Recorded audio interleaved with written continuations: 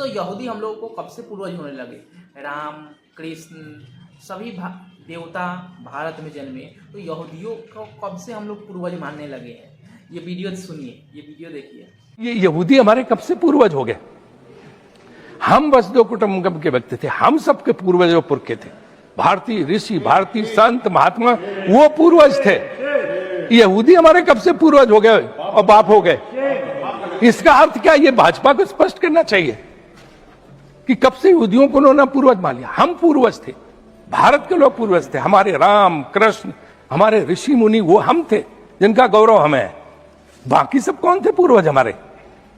और जो है वो सबीर भाटिया, जिसका हॉटमेल होता था, बहुत बड़ा आईटी का है अमेरिका को, उसने एक लाइन लिखी ट्वीट में अपने कि I am still not able to understand what does it mean that India is a motherland and Israel is a fatherland.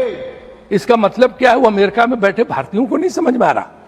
और विजेंद्र सिंह, आपके लोकसभा बीजेपी में लोकसभा सदस्य विजेंद्र सिंह जी, अब नहीं है बीजेपी में, उनका हरियाणा में भाषण हुआ अभी, वो भाषण आपने सुना? वो सब सोशल मीडिया पर बहुत वायरल है।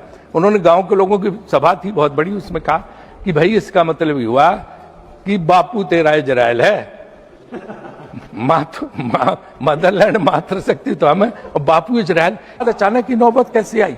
इतने इस देश में प्रधानमंत्री हुए किसी के जमाने में नहीं उठे, चाहे नेहरू जी हो, चाहे उसके बाद लाल बहादुर शास्त्री हो, चाहे इंदिरा जी हो, और चाहे जो है आपके देवगौड़ा जी जा रहे हैं, इनके जमाने में चंद्रशेखर जी, नीरज यहाँ बैठे हैं, इनके पिता बेस्ट रिलेशन ईरान से थे, सबसे हमारे अच्छे थे, इजराइल से भी अच्छे थे, ईरान से भी अच्छे थे, अमेरिका से भी अच्छे थे, रूस से भी अच्छे थे।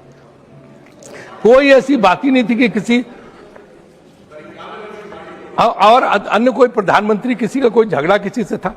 हमारी नीति ऐसी थी कि सबसे दोस्ती, किसी से झगड़ा ना, हमारे जहाज रुकते थे ना कुछ होते। अब ये एक नया शुरू हुआ कि हमने वो विदेश नीति पूरी तरह से उलट दी।